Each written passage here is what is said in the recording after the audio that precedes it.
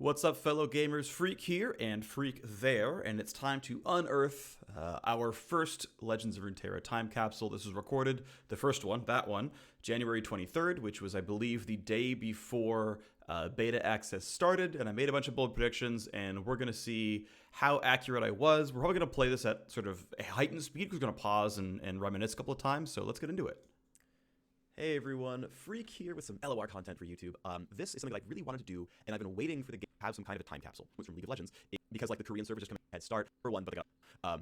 I want to be double-lift in this regard. I would like to say how close was I, how not close was I. I encourage all of you to leave your time capsule moments in the comments, send them out on Twitter, make your own videos. I don't know, go wild. Okay, so I spent like 5 minutes prepping this video. John got some questions I thought would be thought-provoking. Didn't want to overthink it. So question number 1: are any of the regions OP?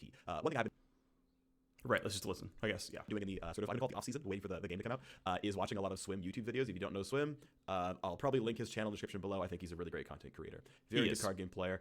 He thinks Also true. Shadow Isles is basically mandatory. So the question is, are any regions OP or are any regions underpowered? I think Shadow Isles is definitely a top-tier region. I think it can fit in almost every deck. I think there's a lot of really good cards there. And that ended up being true, by the way. The very best decks in the game were Shadow Isles. Shadow Isles, I think, received the most consistent nerfs throughout set 1. Rasa got nerfed, Ledros got nerfed. They had to eventually nerf Frenzied Skitterer. They had to nerf Mistcaller. I'm pretty sure, without actually double-checking this, that Shadow Isles got the most individual card nerfs of any region in LOR. So far, through that metric, which I think is actually probably the most objective metric, is just simply which region got the most card nerfs. Definitely Shadow Isles. But I'm willing to bet that there's going to be, I mean, this is very weak praise, at least one top-tier deck that doesn't have Shadow Isles in it. In fact, Oh, yeah, absolutely true, right? Like Karma Ezreal, Bannerman, Kinku elusives, other elusives. The other top-tier decks at the very beginning of LOR were probably, I mean, it was Ionia plus X. It was half Freljord, half Demacia, though I think the Demacia version was better. It was absolutely elusives. And then people figured out Ezreal was OP, and that was not Shadow Isles either. So, yep, totally. in fact, I am certain there's at least one top-tier deck without Shadow Isles in it. The real question is, how many are there? Like, what percentage of like the top-tier Masters metagame has Shadow Isles in it? If it's purely random chance, it should be about 1/3. Because of dual regions, that's like roughly accurate, I think. Maybe I'm trolling, whatever. You know, more than 1/6 because we're not doing only single color, right? So it's somewhere around there, whatever. I'm getting a little off topic. Anyway, I think Shadow Isles will be will be contained in less than half of top tier decks, right? And this will be people making Reddit posts or Twitter posts or whatever saying, I hit master tier, here's my deck list. Of those, less than half will have Shadow Isles in it. So I'm gonna I think that's reasonably accurate. I would say, like, let's see. So the world first master deck, as far as I remember, was playing Elise Darius. It was basically playing the starter spider deck. As time went on, people figured out how to make a better spider deck, and it was the same regions, but it was running, instead of Darius, running Draven. Just because you'd rather be an aggro deck than have, like, you didn't really care about Darius as your top end. You just wanted Draven for better aggro. Draven was also OP, by the way. Arguably still is, but maybe not so much. But yeah, that was the world first master deck, was Shadow Isles Noxus. And that was like pretty quick. It took like a week or something. But yeah, I would say definitely less than half of the top end metagame. I think even during peak Rasa, even during like peak Shadow Isles OP. And to be fair, like, I mean, I got to master playing a Shadow Isles tribal deck. Like, I played Shadow Isles Allegiance with 3 copies of Deny and 3 copies of Shadow Assassin. That was my deck, and it was using Mistcaller. But I still think that the top end Masters metagame was not half Shadow Isles. We'd seen Freljord ramp get to rank 1. We have seen obviously Bannerman be really incredible. So yeah, Shadow Isles was OP, but also was not completely overbearing. I'm gonna make that prediction and almost just disagree with Swip, but I don't know. Maybe it is OP. I'm just gonna say it's not. But I'm certain there are top tier decks that definitely don't run Shadow Isles. The next question I gave myself is, are all the playstyles viable? Control, mid range, and aggro are the general big 3, right? Fast, medium, and slow. Not in that order. Absolutely yes. I did really well in the first preview patch of the ranked season, doing mostly mid-range stuff and control stuff. I didn't play a lot of fast aggro. I played a little bit, but not a ton. Through requests, I played like some Yasuo decks, which are generally pretty control as well, mid-range to control. That was also Very important to talk about, by the way, that Yasuo decks actually should have been control decks. That you're really trying to control the board, and eventually you end with like, you know, a 21 attack Fey Blade Twirler when you stun their entire board out. Yasuo was never an aggro deck. Obviously, they had to buff Yasuo to give him an extra point of health, which he really needed to dodge things like Get Excited. But yeah, ended up being a really big deal that, you know, Yasuo decks were never tier 1, but Yasuo decks are, in fact, optimally controlled decks. As a random aside, that ended up being true. I am very confident that every playstyle is viable. Now, I will say that the world first master tier is going to be playing aggro. We got there! We got there. That is exactly accurate. It was the Elise Darius starter deck. Anytime you're in a new season environment and you're rushing for number 1, you're rushing for the highest MMR, the faster you win games, the better. Even if your win rate is 70% instead of 75% because the deck isn't as good, doesn't matter.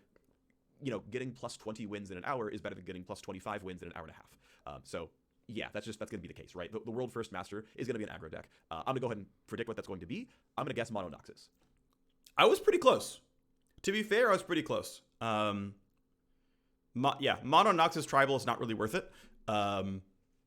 Just at the end of the day, Basilisk Rider is not a good enough card to not run things like Frenzied Skitterer and stuff like that. And even for a time, it was running Glimpse Beyond, but now it's probably been switched out for Noxian Fervor and things like that. But I mean, Noxus is core in every face aggro deck, right? You're either playing it with Piltover for Boom Crew Rookie, or you're playing it with Shadow Isles for Release in the Spider package.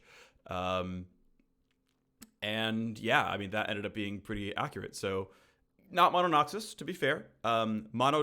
Certainly Allegiance decks were good, but Noxus Allegiance never took off. A lot of that is Basilisk Rider was nerfed before this set came out, and I hadn't, I think, really calibrated myself to the fact that there's really no reason to play Mono Noxus because Basilisk Rider is still only a 6/3, and that's not good enough to get rid of all the other cards. However, we did see that like Demacia Tribal, Shadow Isles Tribal, and Ionia Tribal were all very, very good. We never really saw a lot of solo Freljord. I mean, we saw Freljord decks, but we didn't really see Freljord Allegiance. We didn't see Piltover Allegiance really at all. And we really never saw Noxus Allegiance. So that was wrong. Mono Noxus using the Allegiance card, the Basilisk Rider, just going super hard, right? They're going to either use wild cards or get somewhat lucky and get 2 copies of Katarina. That's probably going to be the first deck to hit Master Tier. I'm going to guess that's the one. Just the fastest deck you can make is probably Mono Noxus. Okay, and also not Katarina, right? We were partially right that it included Noxus, but ultimately saying, hey, it's Katarina and Basilisk Rider, that was wrong. I'm going to give myself a little bit of credit and say that, hey, by the way, playing Rally cards is good. So Katarina leveled up, gives you Rally. But turns out a lot of the good aggressive decks also, or even just kind of, aggressive, even if they're like mid-range-y. Demacia running Relentless Pursuit was a really big deal as well. So rallying is important in aggro decks, but it was not Mono Noxus.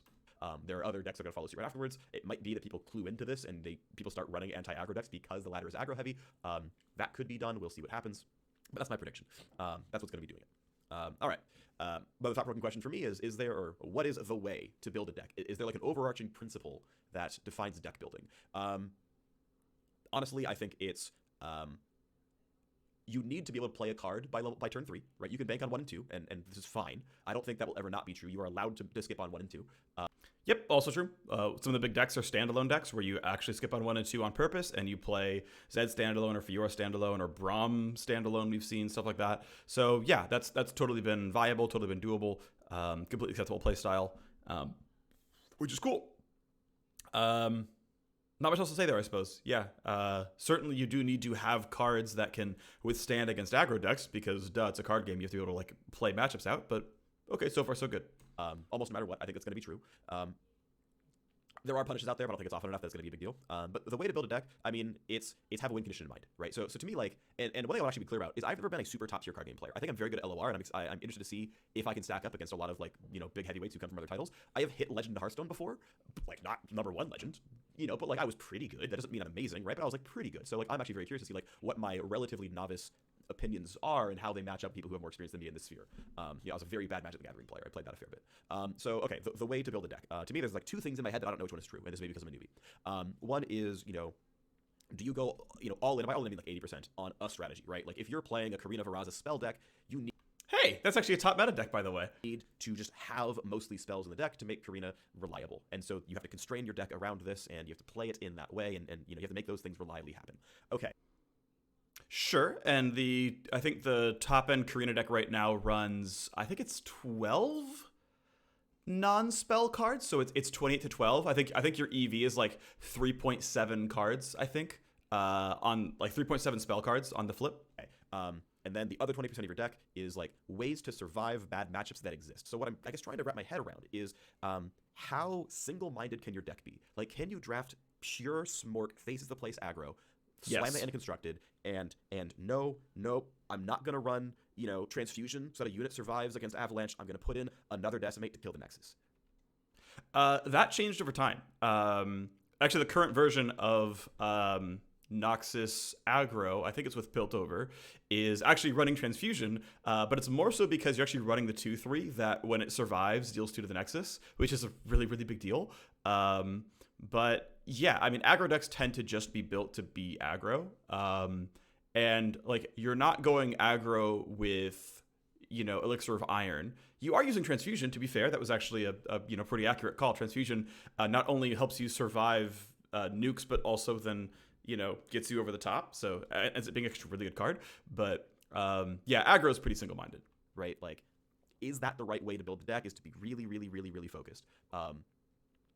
Or is it much more around your deck needs to be much more general because you need to be able to have a good win rate in almost all matchups? Or Definitely not. if you just take the L and have like 1 or 2 matchups that's just 10-90 and you just lose every time, right? The example from Hearthstone is Freeze Mage loses to Control Warrior. This is a very old example, but that was like a 90-10 matchup in favor of the Control Warrior. And Freeze Mage just needed to dodge the matchup.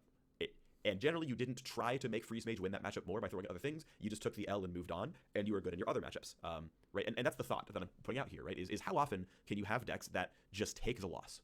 You're like, yep, I am never going to make this matchup work, so I'm just not going to bother, and I'm going to hope that I only hit it 10% of the time, and it's going to work out in the end. Can one of those decks be good in top tier of the ladder? I'm going to say yes, because those kinds of decks that they're going to lose to should be rare enough.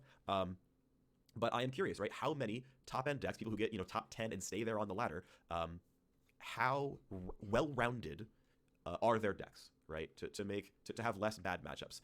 I think that's going to be likely. I think we're going to see because I think there's a lot of interplay in LOR that I think you can't just, in the Smork case, just Smork them down before they can do anything. I think top tier decks will have to continually change their deck contents, to the tune of like 4 or 5 cards, which is, a tenth of the deck. It's not meaningless. Pretty reliably, pretty consistently. No idea if that's true. Honestly, that's probably common in other card games anyway, and I'm just like, what about this thing that every card game has? Again, I don't know if that's even true. But that's the point I'm going to bring out, is that a top tier deck is going to need to, sideboard about 4 to 5 cards on a weekly basis. I'm not sure how true that is realistically. I would say that maybe, okay, here's what I would kind of say. I think it's slightly less than 4 to 5 from my experience, sort of watching top end. I as a player, don't really sit in Master Tier very much. Like, I get to Master Tier, but then I play Expeditions because I find that more interesting. Just in general, to me as a player, this is what I find fun. So I have not really lived through the top end, continually fine-tuning a deck till it works experience. I haven't done it as, hey, let's construct, I haven't really done it, I should say, as let's construct a deck and then keep fine-tuning it until it climbs. And I haven't really done, although I've done that a little bit, I haven't really done, okay, we're in Master Tier, let's keep fine-tuning the deck till its win rate is high. I haven't really done that either. And I've definitely not done much of that at all. But from what I've seen, there's 2 things going on. One is there's a tournament scene. I didn't talk about that really at all, but I should have. And the way the tournament scene for LOR has worked that I've seen so far is you bring 2 to 3 decks, or you bring 3 decks and you ban 1, which means you can come in with a bad matchup and simply ban the matchup away. Saying, yep, I have a lineup that will always lose to, Ezreal Karma, but that's okay. If anyone runs Ezreal Karma, I'll just ban Ezreal Karma and we'll just move on with our lives. It doesn't matter. Or, I always lose to aggro, but no one runs aggro decks that aren't in Noxus, and because of how the tournament rules exist, you literally can't have more than 1 Nox containing deck, which means you can't have more than 1 face deck, realistically, right? The metagame tells you that. So you could have a lineup that's weak to aggro, but that's okay because you're going to ban the only deck that ever contains Noxus. And now their decks are going to be mid-range, but it's okay, you can stall against those. You're going to have, Winter's Breath down in time or something. So that ended up being something I didn't really talk about, but that's actually pretty relevant. Tournament metagames are special. They're not ladder metagames. But as far as ladder decks are concerned, aggro decks go pretty aggro, and they don't really care about much because there's not really a way to fix it. You just have to win by round 5 or 6, and that's just life. As far as playing something like War Mother's Call Control, which we saw, which hit rank 1, yeah, that deck runs a bunch of freezes and stuff and runs some low cost units just so that it can curve out a little bit. I also love this freeze frame; it looks amazing. I would say that yeah, in general, this is like what it comes down to is your deck. Kind of much like the point made earlier, is like your deck needs to have cards to play in the first 4 rounds. You can't just pass for 4 rounds and expect to win games. Even more mid-range decks are still curving out on 1, 2, 3 a lot of the time, with like Bannerman working that way, for example. Even Karina Control is running the Spider package and actually curving out on 1 through 4 in a lot of cases. So you do need cards to play. You need to be able to get rid of stuff. And as far as changing 4 to 5 cards out at a time, I just actually don't know for certain if that's really true. It seems to be a little bit less, though. Like, what I've tended to see is things like players switch out Prismatic Barrier for the one that gives Lifesteal. And I'm blanking on the name of that one. The 4-mana Ionia Lifesteal Barrier. Like, they'll make switches like that because it's slightly better against aggro, and they often have the 1 mana they need, so it's okay. But end of the day, yeah, I mean, yes, decks should move around a little bit, and otherwise... Yeah, I don't think like the points it made were very good ultimately, and that's okay. Because of meta shifts. Maybe I'm right. Let's see. All right. Are there any absolute truths? Are there any absolute truths in LOR? And similarly, are there any absolute falsehoods? I think you must be able to play a card by round 3. Yeah, you almost always lose if you skip on 3. I would be shocked to see a deck that just chose to just waste all their round 3 mana. You can skip 1 and 2 and bank spell mana and then play a thing on 3 with 6 spell mana. I think that's fine. But absolute truths. I know it seems to be true that you don't need to run champions, right? There are decks where their archetype does not line up with any of the champions currently in the game, and so their playstyle would be watered down by adding an Elise or a Teemo or a Fiora. I think that is going to remain true for probably this game's lifetime. There will be, in most cases, at least one tier 1 deck that doesn't run a champion because it's just not that kind of playstyle. It's a career. Yeah, and this is wrong. So I actually remember where my mind was at when I recorded this. I didn't initially want to believe it. I initially wanted to say in my mind that like, no, champions, because like champions are what makes the game cool, right? Champions have the most voice lines, they level up. Like champions are super duper interesting. Champions are really exciting. They're really fun. I actually would prefer this game to be in a state where every deck actually just runs a champion because champions are that good. I think it's fine. I think it's actually completely acceptable, completely reasonable to do. Totally reasonable. I really believe that. That the game is more fun when champions are in every deck. But I had seen so many posts online about like, here's my day 1 elusives deck or whatever. Here's my day 1 whatever deck. And there were several lists that were champion lists. And I think ultimately that was incorrect. But because I saw so much of that, I like bucked and I was like, you know what? Okay, fine. Other good players are saying that there's championless decks. So, we're going to do that. We're going to say that, yeah, you know what, there were going to be championless decks, and that was very much wrong. Turns out, like, even if you were playing heavy control, well, you'd run a champion and then rekindler so that you could rekindle the champion back, because that's a really good 2 for 1. There realistically never, like, there was a very short time where there was a Demacia Ionia elusive aggro deck, but the current version of that deck runs both Zed and Fiora and standalone to make them just like game-winning cards. So ultimately, there wasn't really a very long time in LOR's lifetime where there were championless decks at tier 1. There probably still can be at some point, but that's the glimpse back. So I'm wrong here. Arena Veraza deck, and you know what? You just don't want to have those champions because you really don't want to draw them when you go up with the spell. You're only running, Babbling Beard or whatever, right? Or something to that effect. I think that kind of thing will absolutely exist. Yeah, that deck runs Elise. Any other absolute truths I think are out there? And I'm going to actually expand this a little bit into rules of thumb. Are there things that are going to be super commonly recommended, and will that remain true? Right now, one of the things that's definitely popularly espoused is when it's your turn to attack, you attack at the start of the round. More often than not. I think this is going to be advice that exists right now, and it will go away over time. So the basic idea is, if you ever have board control, if you're in a spot where literally attacking is suicide, obviously you don't attack. But if you're the aggressive deck, in most rounds, I feel like the advice is typically swing at the start of the round, like from like rounds 4 onwards, roughly, right? Like round 1, obviously you must play a unit. Round 2, you probably want to play a unit. But like from 4 onwards, 5 onwards, you get in a spot where you're like, I'm now afraid of Avalanche, or maybe even Winter's Breath or something, some kind of board control tool, or some kind of very scary minion that gets plopped on the ground. That seems to be, and I'm going to just keep quoting Swim because he's the most prolific content creator of this giant offseason between pre-patches, so he's where all my talking points come from. I think that is going to be recommended now. I think that will go away over time. Now, there's still going to be decks that's the right play, right? Where they actually really, really want to play on 3, and then round 3 ends, and they just swing at the top of 4. Maybe they played Zed after, mana was tapped, and so they don't want to give you a chance to play, the Freljord Archer that freezes you when it comes down to the board. But I can absolutely see a good solid deck that's like, it's 6, I'm going to spend 6 mana on a minion, and we're going to swing with it. And if you have Vengeance, sucks to be me. And just make them have it, that kind of thing. I can see that happening. So that's my prediction, right? Is that that open attacking, as it's phrased, right now is overrated. We'll see if that's true or not. For now, I'm going to make the call that it's true right now. Okay, interesting. Kind of. So what it comes down to is certain, like, you start to get the read on what your opponent's deck has, right? So you start to figure out, like, okay, yes, this one in fact does have the not Everson Sentry, and not Everson Marksman, because that one deals 1 damage, but the one that freezes. Iceveil Archer, that's the one.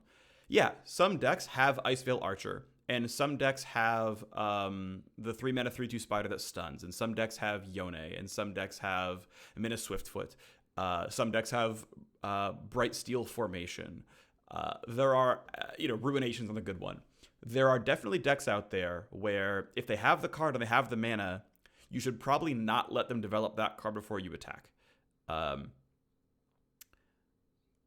similarly, if your deck is going to run combat tricks like back-to-back or Judgment or Riposte or whatever, if you are developing your entire minion mana worth of mana, the most expensive combat trick you can play is Twin Disciplines or Prismatic Barrier or, more or less Transfusion, which is fairly weak if your opponent has enough of a board and is willing to, play Judgment that you can no longer beat because you can't play Deny. It costs 4 mana. So yeah, I think what it comes down to is it was slightly overrated at the time. I think that is actually my verdict here, is that there are a lot of rounds where it's like, no, it's round 6. We're going to play Sithri of the Bold because this is how I get board control. And you just have to be smart about the fact that you have floated 3 spell mana before then, so you have Prismatic Barrier to survive a back-to-back, to keep Garen alive or whatever. Obviously, there's a lot of turns where it's like, it's 4, we are definitely playing Bannerman, and there's no way I'm open attacking without it. And my read at the time was that almost all anyone ever talked about was you have to open attack. Like, it's like 90% of turns you have to open attack. And I think ultimately that's changed, right? Because there's lots of good cards that can come out on attacking rounds. If you get Laurent Protege, 2/4 Challenger, really, really good card. You want to drop that down, see if they play a 3-drop. Oh, are they skipping? Okay, maybe we actually just don't even open attack. We just make you waste the mana. So I think people have gotten much more comfortable at, because ultimately what it comes down to is the idea to play this game is to actually know all of your opponent's options and then know which ones are not only likely and unlikely, but how punishing are they even if they exist. And it's figuring out, like, you know what? You can't play Yone yet, so I'm going to play on 6. And then I'll swing because I'm not really worried about you. And sometimes you get unlucky and sometimes you don't. I think that ended up being true. So, yeah, I think I give myself a pass in this one where open attacking was slightly overrated and people got better at the game and less fearful of things. Sort of next question that I wrote for myself is, are there any cards that are problematic? Anything that's super overtuned, that's too good? I'll keep quoting Swim. Back-to-back is getting tossed around a lot. 5 mana, give 2 different units on your side, +3/+3. Burst speed. This really means that almost any meaningful combat round, if you open attack, you have the mana for back-to-back. If they try to Mystic Shot you can counter it that way. If they throw up a good block, you counter it that way. As good on defense. Is that card too good? Yeah, I can see it. I mean, the case is being made, and I can see that happening. To me, I don't know. Like, one thing that's going to be interesting is, this happens in League of Legends as well, is as players get better, they have different problems. Because some things are beaten by just simply skill. So I think, for example, we talk about problematic cards. I actually think that She Who Wanders, which is the big, like 9 or 10 mana Freljord minion that obliterates a whole bunch of cards, and it was like obliterate anything with 4 or less attack in play or in hand. It got nerfed to only obliterate non-champions. So it wouldn't get rid of like a level 1 Fiora or level 1 Katarina or Zed or Draven or Braum, etc. I'm just like listing low attack champions for some reason. I don't think the card is actually a problem, because if you were in a game state where you still had a bunch of cheap minions and it was round 10, you had lost anyway because your aggro failed to play off or pay off. Like that card could probably be reverted. And again, I could totally be wrong. We could look back a week from now and say, no, She Who Wanders is actually still overpowered.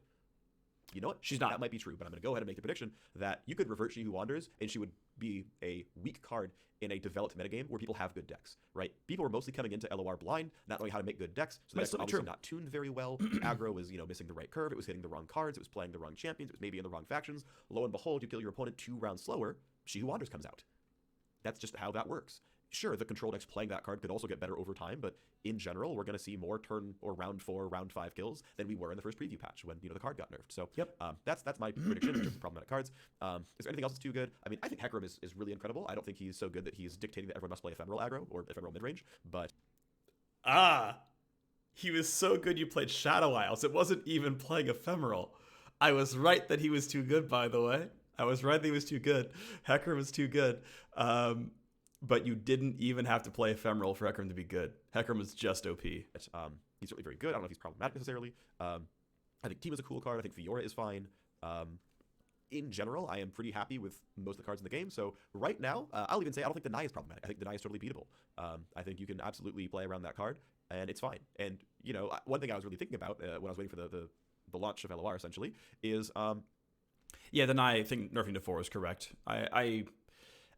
I'm still not certain the card was necessarily OP, although I think it was ultimately. I think it was still overtuned. I mean, Deny is still worth running at 4, so by definition, it had to be OP at 3. So I mean, realistically, that's just inarguable. But yeah, the fact that you couldn't play minions on curve and hold Deny was a pretty big deal. That's actually a very important nerf. Anything becoming 4 spell mana is a very big deal. If we're going to be in a really Ionia-heavy metagame where everyone's running 3 copies of Deny, I'm just going to make a deck with only burst speed and minions, and the minions with burst speed effects. I mean, maybe you'll deny Vladimir's hero power when he attacks, but, like, I don't mind only playing Chain Vest and Elixir of Iron and back-to-back and stuff, and those are all good cards. Prismatic Barrier. Like, I can make a great deck also good card. with all the effects being burst speed, and you have 3 dead cards in your hand. There's a graph out there that shows you the odds of drawing at least 2 if you have a 3 of by the time you've drawn 12 cards, and it's reasonably high. So we're getting to mid-game, and you have 2 dead cards in your hand that you could literally never get rid of. I'm happy to make that metagame call, right? So yeah, the only problem with that deck is removal is very, very tough. I will say that the only really way to have removal in set 1 outside of spells and effects that can be denied was Challenger, which means you pretty much had to be in Demacia, because Nox didn't really do that kind of stuff. They have it, but they didn't do it. You pretty much had to be in Demacia. And even Demacia, who runs Sith Through the Bold and Garen and Fiora and all the stuff, and her post and back-to-back, they would still run Relentless Pursuit, and they would still run Single Combat, because, closing the game out with Pursuit is obviously very, very good, and Single Combat is just too good of removal to not have. I think you could, like, if you really still were in a game where you were in 75% Ionia, you could probably still realistically just not play Single Combat and, do this kind of stuff, but that would be, it's probably still not the best version of that deck. So, like, I don't think Deny is going to become a huge problem. It's ultimately, I guess, the call I'm going to make there, right, is I don't think Deny is going to be a huge problem. I don't think Deny will need to be nerfed. It can certainly feel really bad when it denies you your stuff, don't get me wrong, but there's lots of ways to stuff Judgment. You Frostbite her. Or, lots of ways to stuff Vengeance. You glimpse Beyond beforehand, or whatever. Like, I think there's other counterplays that aren't Deny. Yes, they're going to be control tools. Yes, they're going to be ways to prevent what your opponent wants to do. That's what an interactive card game does. Deny is simply one of those tools, and I don't think it's the strongest of them. So that's another call I'm going to make, is that Deny is not OP. Is not a problematic card. Yeah, Deny got nerfed. Deny's OP. Another question I asked myself was the first Hit Master. I kind of hit that already with playstyles being viable in any, like, the way to build a deck. For fun, I slapped together a really, really brief tier list, and because I went really fast with this, I don't have visual aid for this. I decided to write a tier list for champions, and this doesn't have... It's not a good tier list. Like, I actually don't stand behind this tier list, because I don't really know the right way to make this tier list. Ultimately, I mean, that's just what it comes down to. I made 4 tiers, and again, I'm not really proud of this. Here's a couple ways to do the criteria. Okay, so the way I did it, and the way I wrote it down here, is my top tier are cards that you'd be happy to build around, / are core to the concept, but also work even if your core thing doesn't go off.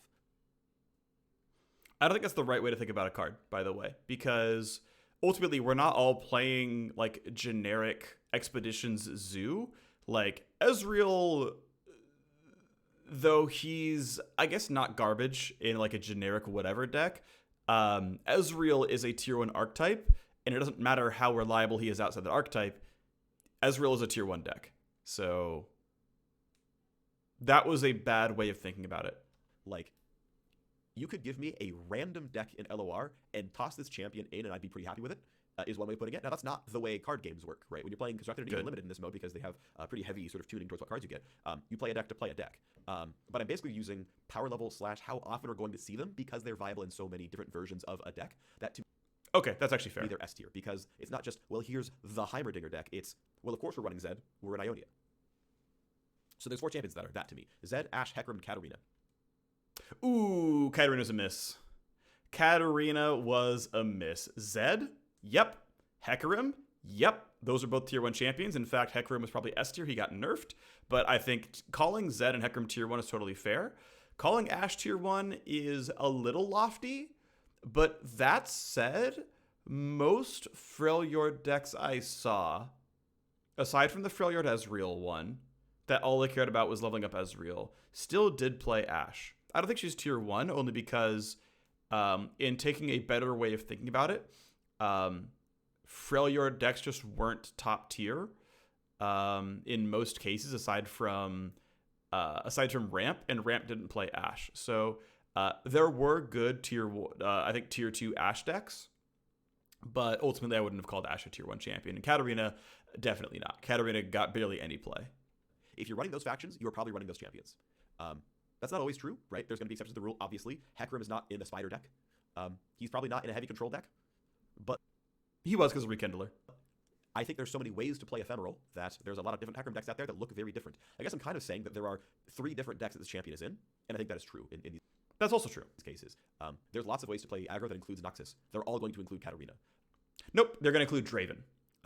So this was my miss, right? This was thinking Katarina was the best aggro Noxus champion, but Draven is the best Noxus aggro champion. And you should have run that one instead. Zed's just great always. Ashe is just great always as you're playing hard control. And even then, there's hard control of the Frostbite version where you're running Ashe. Those are champions that we're going to see in lots of different decks. Then I go to tier 2, where these are good champions that are less necessary, ultimately. They are, again, generally powerful. I think you will see them in lots of decks.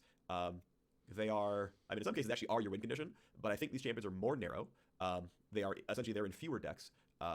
And they are Elise, Lucian, Draven, Tryndamere, and Fiora. That is Elise, Lucian, Draven, Tryndamere, Fiora. Okay, so Elise, I would also probably consider a tier 1 champion.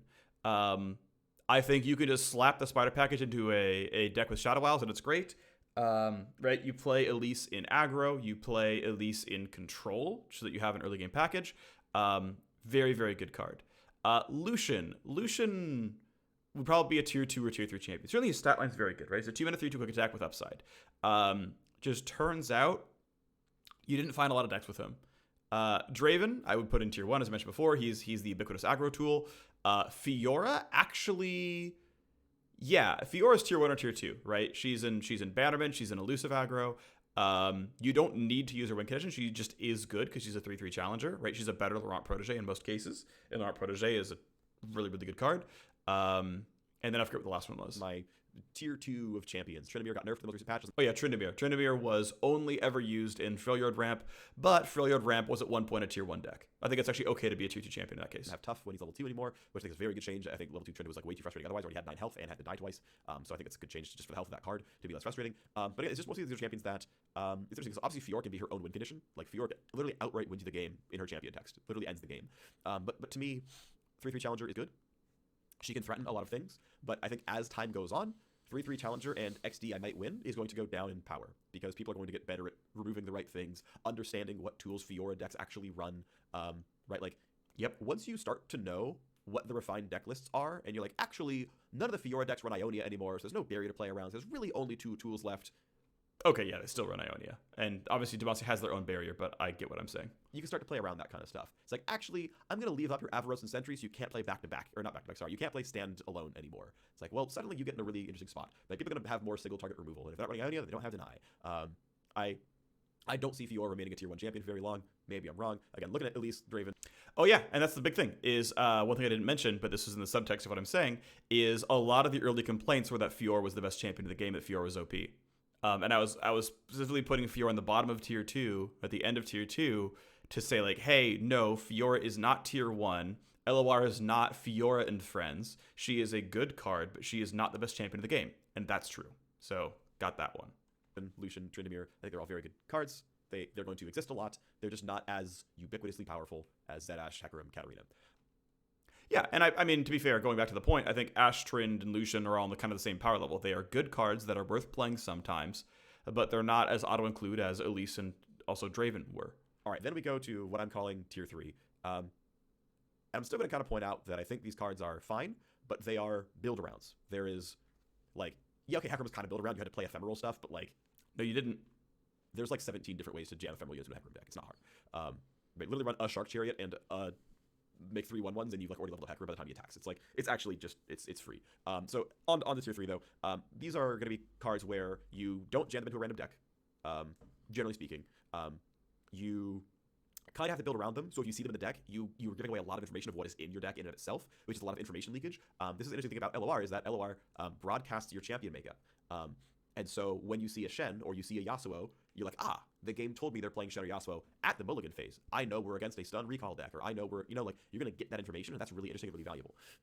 And because of that, I think these champions are going to be very telegraphed in their decks, and I think you can play around that play style better and come out with a higher win rate. And so what I'm kind of saying is that these champions' decks are, you can probably find some tier 1 decks in there, but that would require more omniscience than I have to be like, yes, there's a tier 1 Jinx deck and a tier 1 Ezreal deck and a Wait, I'm perfect so far. tier 1 Heimer deck and Wait, I'm still perfect. a tier 1 Lux deck and a tier Okay, maybe not Lux. 1 Shen deck and a tier 1 Yasuo deck and a tier 1 Braum deck.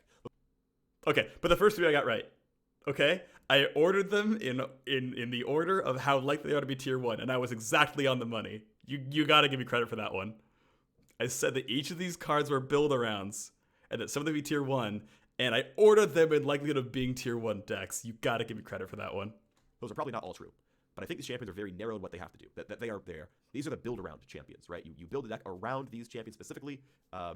Some of these are going to be top-tier decks. At least one of these champions is going to be a top-tier champion. And instead of predicting which one it's going to be, maybe Hecarim was, the tier 1 that became, was a tier 3 champion, became tier 1. Just come back Hecarim all the time. Yeah, I'm going to say these champions will have decent decks, but the vast majority of these champions will not take over the game.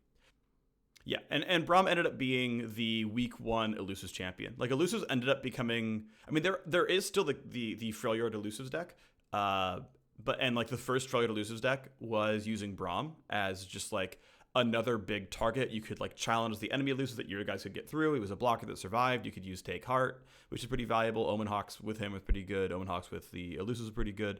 But, yeah, I mean, end of the day, we clearly saw some of those work. All right, then I go to my tier 4, and I only think one of these... I guess since we're already going to tier 4, it's like, yes, Jinx discard aggro has been a tier 1 deck for a while, right? The Noxus Piltover aggro deck is one of the best aggro decks in the game. Obviously, Ezreal Karma is a super top tier, super top tier deck, incredibly powerful. We had Heimerdinger has never been common in the meta, but we've seen Heimer decks be tier 1. Tier 1 control decks for quite a while. There's still ones in set 2 as well. Again, we mentioned Braum already. And then, yeah, we never really saw the other decks take off. We never really saw a lot of Lux decks, and that's okay. One of these champions is actually bad, and even then I'm not sure he's bad. Garen, Teemo, Kalista, Thresh, Vladimir, and Garen, Thresh, Teemo, Kalista, Anivia. And Darius. And Kalista is the biggest. I'm probably wrong here. Ooh, that's wrong. Kalista was the worst champion in the game. Because Kalista is a 3-mana 6/2 fearsome, which is dumb. Like, that's... Sorry, but still, she does it. We're going to skip through this Kalista stuff because we talked about it for a long time. She's dead. Kalista is my big... Getting 6 3 attack already costs 3 mana, so she's trading powers so we can get you very, very quickly. Could very cleanly take over the game with this kind of stuff. She hits for 7. Her teammate hits for +2. That's 9 damage, and it costs mana to damage value, right? So Kalista's my biggest. Maybe I'm wrong about this one. She could easily be the absolute star of a very fast aggro deck. Nope, she's garbage. Reworked her. She's fine now. I can see Kalista Braum actually just taking a really heavy elusive archetype and use things. Like, maybe that's the deck, That's possible. Maybe, you're actually a really heavy elusive archetype, and you just throw Kalista in there because it gives people 2 attack, and it's actually just worth it. No one's playing Shadow Isles on elusives. Somehow. You're playing Demacia or Freljord. Maybe, right? Or if there's a really good way to abuse the on attack. Like maybe you can have her C3 allies die. Stupid combo out there for Callista. Which is why it's the biggest question mark. Not a bad card. So for now she's in the bottom tier. Garen, I think, is just a little bit too simple. Garen. No, Garen I think ended up living in tier 2. Well, here's the weird thing, right? Like Garen is good only because Bannerman is a top tier deck. So Garen is totally fine. I mean, he is indeed a simple body, right? He's a 5/5 regen for 5. Then if he levels up, he gives you rally every other round. He gives you an extra attack on defending rounds, which is pretty solid. And ultimately, yes, Garen is played in Bannerman decks. He is probably going to get played in Scouts aggro, in Misfortune Scouts, probably. Like, it's him or Quinn, basically, and arguably Garen is better. But yeah, Garen is a card that is only good and only played because his deck is top tier. Now, is that any different from Zed only being played? Because, no, I mean, it's like, yeah, Garen is he's only in Demacia Zoo, right? He's in exactly one deck, but that deck is tier 1. Okay, I think that's actually reasonable, right? Like, I feel like I can grade myself pretty well there. 5/5 regen for 5 is not a bad card. The level up is quite good. It's not even that hard to get to. It's strike twice. But I'm just basically not betting on mid-range Demacia being that good. Oops! Best deck in the game. In the long run, right? This is not my, hey, it's week 1, day 2 meta guide. It's, hey, we're a month in. You know, it's about time for maybe their next balance patch. And it's like, well, here's buffs to Garen and Callista. And I'm like, I called it. Maybe not, right? Maybe they're nerfing them because they're broken, and I'm wrong. This is why I'm doing the time capsule. I want to be wrong about stuff. I think it's interesting. Drink some water real quick. Yeah. Bannerman wrong about stuff. I'm happy to be wrong about deck. stuff. And actually, please, I would love to do more time capsules. Ask me other questions, and I will like make an instant day 2 or day 3 video where I'm like, here's other things I think are true about LOR, and I can be wrong in 6 months. I'm down for that. Please give me those questions. Okay. Other champions that are weak on the scale. Teemo. Teemo is interesting. Yep, Teemo's never been top tier. He is fun. He's exciting. Again, there might be a top-end deck that just happens to run Teemo in there, but I think Teemo is a little too particular. I think he's a well-designed card. When you see Teemo get played, you know exactly what he's about. I love it. I think Teemo is an incredibly well-designed card. I don't think he is an incredibly strong card. On the spectrum of champions, I think he is one of the very weakest champions in the game. Yep. Yeah. Yeah, we're going to move on. Thresh, another one that I think is at the very bottom end here. Yeah, Thresh... kind of like Garen, is really only in a couple of decks. In set 1, I believe he got played in some of the Freljord ramp. We see him as a potential play in Sea Monsters because you grab your Nautilus with that card, and that's pretty solid. But yeah, we don't see much Thresh. He's solid, right? He can challenge things and kill them, and then he can, drag a champion out of your deck. The most obvious example would be Tryndamere, who's really expensive. I have Trynd here at tier 2 and Thresh here at tier 4, and, maybe Thresh Trynd is a top tier deck, and they just win the game on, like, round 7. And because they have really, really good stabilizing factions, regions, they never die to aggro, and then they win the game on, like, round 7 with pulling in a Tryndamere way too early. Might be a top tier deck. Certainly is possible. Excuse me. Certainly possible. Next up is Vladimir. From what I've seen, the Vladimir Scars deck just does not seem to perform quite to the top level. I do want to point out, this is for constructed overall. There are very specific tuning levers available in Expeditions where they can make card buckets more concise, that you get a very refined deck list. Like, if Vladimir Scars is bad, they can make it good and limited by just ensuring you only see Crimson Units when you draft Vladimir and Braum. And you just never see stuff that's just filler and generic and bad. It's just all on point, and you get, like, 6 if Transfusion was a great card, there'd be 6 Transfusions in the deck, So none of this affects limited at all, because it's its own game mode, very much so. I don't think Scars is going to be a top tier deck in Constructed, and I think Vladimir only exists in Scars. It's possible that we actually see Vladimir as the top end of a random mid-range deck. And you're like, yep, we're running Demacia plus Noxus. Mid-range, we're using Trifarian Assessor to draw 3 cards, probably only 2 cards. And then, you know what? Round, 8 comes out, we got to finish the game. Vlad comes down, already leveled up, and swings and just adds 5 damage on top. It's too much to handle, sorry. We threw a Might down, suddenly we've got, Trample on, or Overwhelm on, one random character, and we got over the top. And Vlad's my, one of finishing tool. And the deck wouldn't work without him. Might be true. Down the line, next in the line, Anivia. Of course, Anivia got nerfed. Anivia got nerfed this patch. Anivia is, a 7-drop now, a 7-mana 2/4. Also, arguably, Anivia didn't get nerfed. Being able to block is actually a very big deal. Like, if you have 10 mana, she can block every round and attack every round. That's a really big deal instead of attacking only. That actually matters a lot. Even though she is more expensive, I would argue that Anivia actually got better, so that was wrong. But yeah, I mean, Vlad, clearly not very good. Anivia, still a very particular champion as well. So I feel actually pretty comfortable with my rating so far. And the egg doesn't revive until you're enlightened. And they also nerfed all the enlightened cards. So it's very hard. It's comparatively harder to get to 10 mana. Oh yeah, they also nerfed the Warding Stones, which was actually a pretty big deal. So yeah, that was actually very accurate for the time. One of the very first decks I really ground a lot of games on was Shadow Isles Anivia. Hope you high roll and you get 2 Oblivious Islanders for like a round 4 Anivia who then levels up. That was broken. I understand that. I get how frustrating Anivia was. Old Anivia was a stronger card than Teemo and a way more frustrating card than Teemo. I understand the card getting changed. In this patch, I don't think Anivia is good anymore. Could well be wrong, but that's my guess. Is that Anivia... Actually, yeah, it's kind of fair, right? Like, I forgot that old Anivia used to level up on Revive and revive every round, so you could actually do something like that, where you could attack on Anivia, like attack with Anivia on 4 or 5 or something stupid, and then attack with her again the round afterwards. And yeah, you could probably kill the egg, but if you didn't have specifically that kind of removal, you pretty much lost the game. Is Anivia still a stronger card or weaker card overall? It's just very different, right? Because current Anivia is part of an Enlightened deck, but Anivia can block, which is a big deal. And people figured out Rekindler is a very, very good card, when I think people hadn't really realized that before. Whereas old Anivia couldn't block for you, but could level up and then win the game. I mean, it doesn't matter, really. This isn't really about Anivia get stronger or weaker, necessarily, but Anivia ultimately just never really found its way into many top-tier decks. It doesn't really find a home. And the last card I'm going to bring up is Darius. Darius is definitely ugly on the surface. He's a 6 mana 6/5 Overwhelm, which is not great. A comparison, we're going to bring back Swim. He brings up Hecarim. Hecarim's a 6 mana 4/6 Overwhelm, but when you're using Overwhelm, aka attacking, you get 2 Spectral Riders, so he's kind of a 10/6. Darius is only a 10/6 when he levels up, so I see it, right? The one thing I will say for Darius is that I think it's okay to run 3 of Darius as your absolute top end, as your finisher in Noxus aggro. On round 6, you play Darius. Darius is maybe already leveled up, who knows, but he swings, he hits for some damage, you get your opponent down to 8 health. Next round turns over, the other 2 Dariuses in your hand turn into Decimate, and because it's round 7 and you bank 3 spell mana, you Decimate for lethal. That is the context through which I think Darius is good. I think more than maybe literally any other champion in the game, I think number 1, maybe even more so than like Karma, maybe even more than Heimerdinger. That's a tough sell.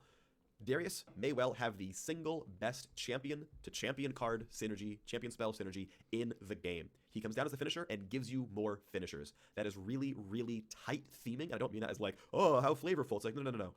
You cannot draw too many Dariuses. You can definitely draw too many Trindamirs. I mean, definitely draw too many Trindamirs. Lux's spell is, I mean, it kind of fits the Lux archetype. It keeps her alive. It's fine, but like, yeah, it's a spell because everything's a spell and Lux wants to cast spells, but it's not the same. Yasuo's spell only works when you're on defense, right? Like, there's a lot going on here that legitimately, yeah, yep. Maybe you really don't need. Elise is very good as well, of course. And Elise is pretty high tier. But that's my sort of tier list. I think I skipped over it really quickly. Tier 3 was Ezreal, Jinx, Heimerdinger, Lux, Shen, Yasuo, Braum. I don't think you slam Braum into a random Freljord deck. You've got to do some pretty heavy theming around him, and you can. That's probably going to be pretty good, but that's where we are. All right, so. Yeah, one thing I'll say about that, though, is Take Heart was actually a pretty common Freljord spell, even if you weren't necessarily trying to run Braum, so it wasn't that hard to include him. That's my bold champion prediction. One other note I gave myself is I think there's going to be undiscovered decks that, some people are going to call them meta solved, and they're going to be like, this champion's too strong, this champion's too weak, this deck is unplayable, this deck is what everyone should play, and in a week that's going to change again, and there's going to be whole new things that are true. And I encourage you all to time capsule yourselves and hold yourselves honest to what you think is true and then shows up not to be, because that's very interesting. Overall, again, I want to document the learning of this game. I want to document what I think now and what becomes true in the future, because that's very compelling content to me, to see where I was right and see where I was wrong, to see where you were right and you were wrong. As one final thing, Yeah, and so final thoughts here is we saw that with things like Bannerman, we saw that with Karma Ezreal. Also, I believe this tier list doesn't have Karma in it, which is an oopsie. That's my fault. I did a goof there and didn't include Karma. It's not really fair to tell you what I would have thought Karma was back then. That's the antithesis of this video. So who cares? It's too late. I didn't record it, so I guess it's over. But yeah, I'm pretty pleased with what I knew about card balance. I certainly didn't predict all the cards accurately. I didn't predict Rasa. I didn't predict Mistcaller. I didn't predict Demacia Elusives being the best deck in the game and requiring really heavy nerfs. Those are things that I missed. Fair point. But I think that's almost impossible to do.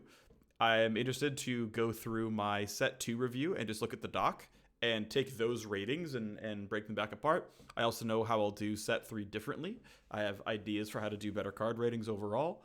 But ultimately, I hope this was enjoyable. The last minute of this video doesn't matter, so we're just going to skip here. But I hope you had fun. I hope you enjoyed it. This is my time capsule unearthing, and I am personally pretty pleased with a lot of things I said. Also, as we figured out, Darius stopped getting played. Darius ended up being the world first master tier deck, but people figured out that, but why don't I just run Draven with Spider? It's a better card. And so Darius is actually unplayed, entirely unplayed. Like, no one runs Darius. And so I got a lot of these right. And Kalista obviously got substantial buffs and is now an acceptable card. Overall, pleased with my hit rate. And I'll see you next time. Bye-bye.